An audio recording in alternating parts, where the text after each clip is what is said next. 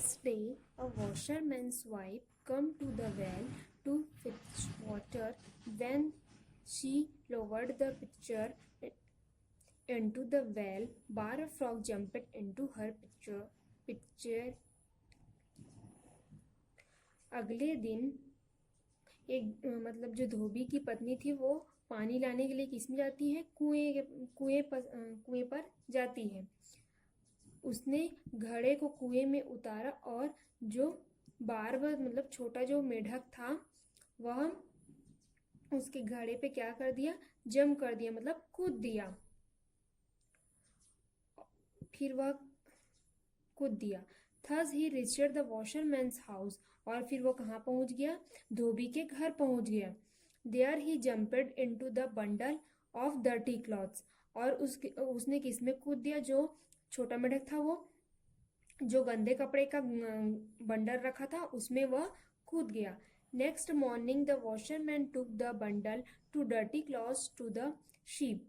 अगले दिन जो धोबी था वह बंडल को कहाँ जाता है साफ करने के लिए? सी मतलब होता है समुद्र ले जाता है। There he united his bundle for washing. और वो बंडल को खोलता है साफ करने के लिए। The frog hopped out. Bar Frog saw a vast area of water. He jumped freely here and there. He was much happy and excited. He played with the big frogs.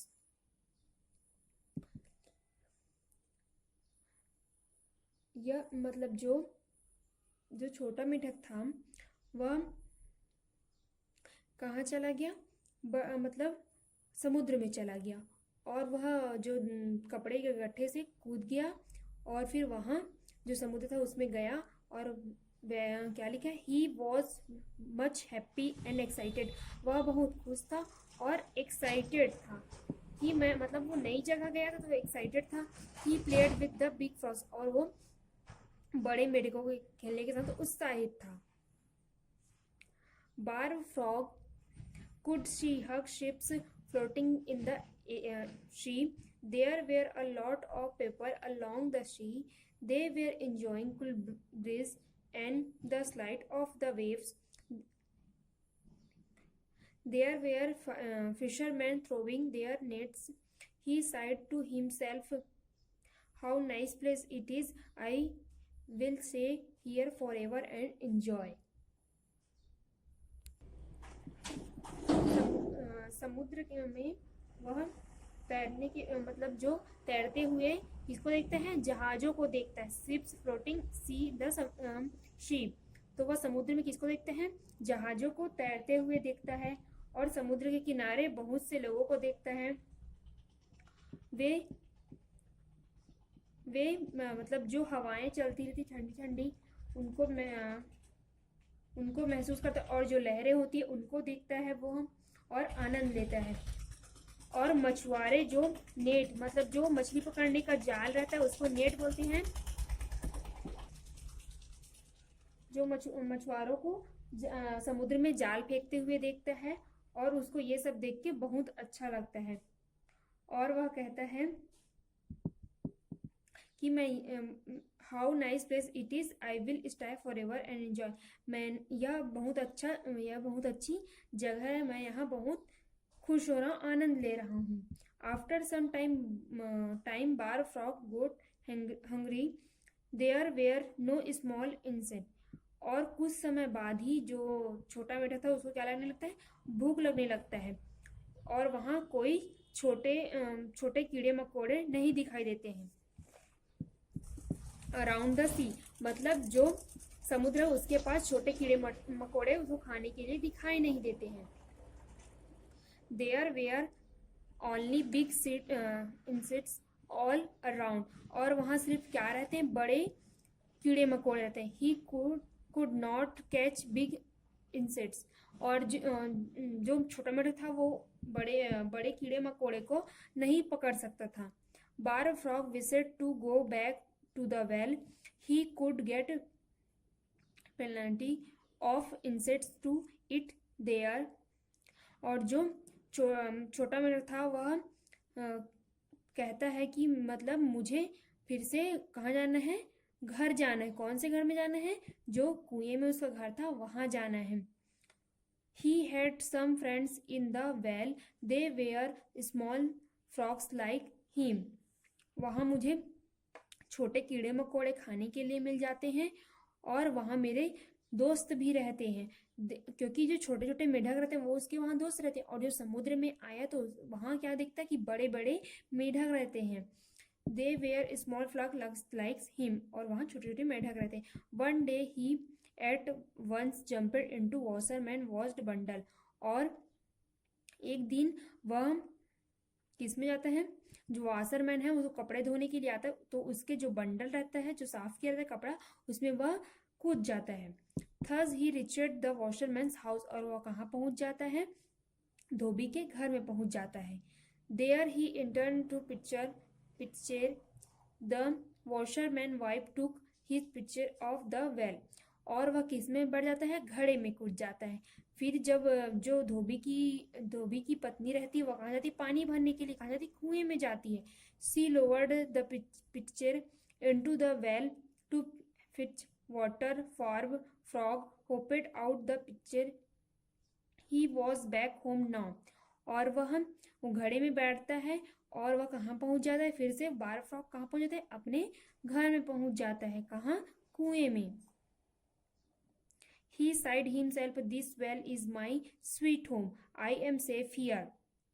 और जो bar frog रहता है, छोटा मेढक रहता है, वह बोलता है यह मेरा प्यारा सा घर है और मैं यहाँ सुरक्षित हूँ। I've plenty of food here, और मुझे यहाँ खाने के लिए भी मिल जाता है।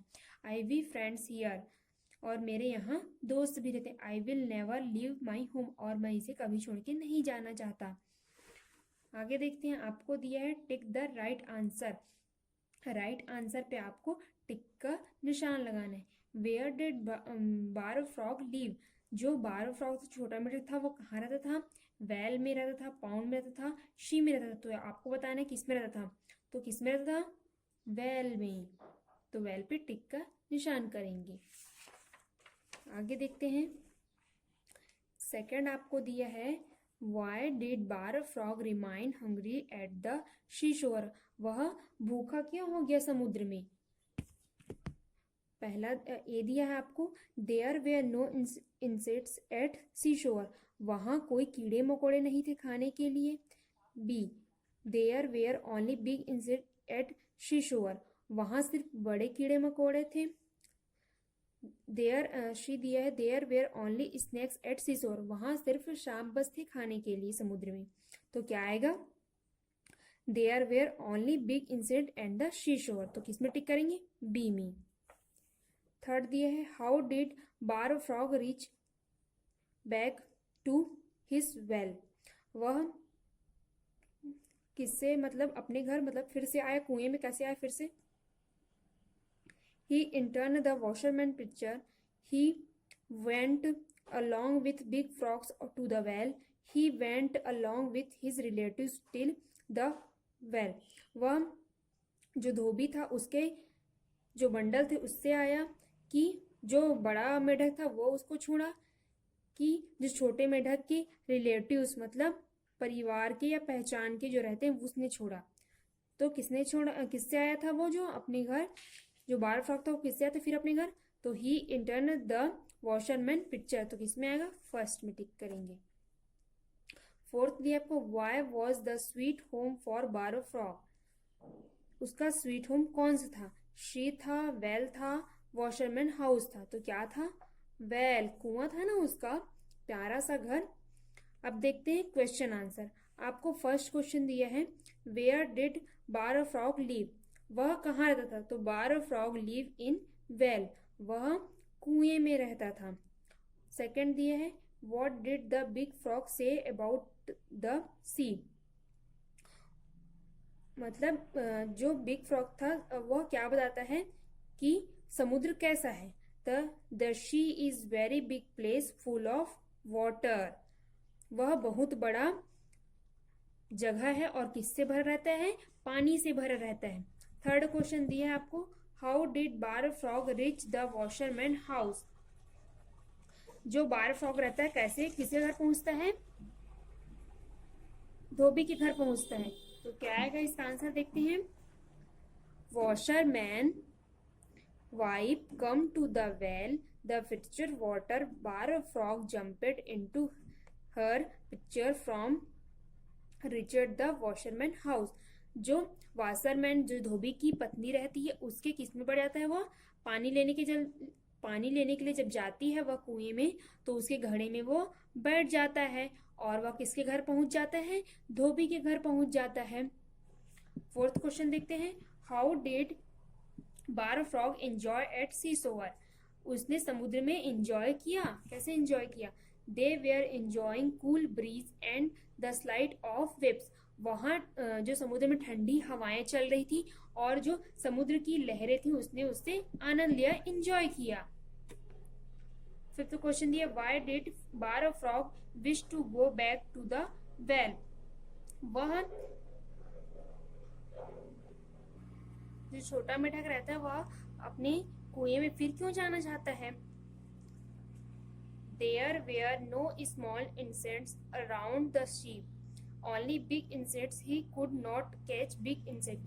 वहाँ सिर्फ जो समुद्र में गया था तो वहाँ छोटे कीड़े नहीं थे और सिर्फ बड़े कीड़े थे जिसको वह पकड़ नहीं सकता था, इसलिए वह कहाँ जाना चाहता, फिर से कुएं में जाना चाहता था, जिससे वह उसको जो भूख लगी है वो शांत हो जाए और वहाँ सुरक्षित रहे। आगे आपको दिया है fill in the blanks, choose the words from the box. आपको बॉक्स में वर्ड्स दिए हैं, उसको चूज करके आपको फिल अप करना है। थर्ड क्वेश्चन दिया, write T for true and F for false statement. आपको जो सही है उसमें टी लिखना है और जो गलत है उस पर एफ लिखना है। ये आपका होमवर्क है, फिल इन द ब्लैंक्स और राइट द ट्रू फॉल्स वाला आपका होमवर्क है, बुक पे करके दिखाइएगा। सी दिया वर्ड पावर में आपको complete the composition with the words given in the box, use a an and the as required. आपको बॉक्स में नेम दिए हैं, वर्ड्स दिए हैं और आपको बताने हैं कि वो क्या होते हैं, स्ट्रॉन्ग होते हैं, स्लो होते हैं, ब्रेव होते हैं, जेंटल होते हैं, फ्रेश होते हैं। ये आपको यहाँ पे वर्ड दिए, उसको यहाँ पे फिलअप करना है आपको। लर्न ग्रामर, यहाँ पे आपको दिया है दिस और दैट का कैसे उपयोग करते हैं। Look at the picture and read the sentence. This is a house, house के लिए किसका उपयोग किया है, दिस इज अ ट्री, तो that is tree. This is a boy, that is an aeroplane. Things to remember,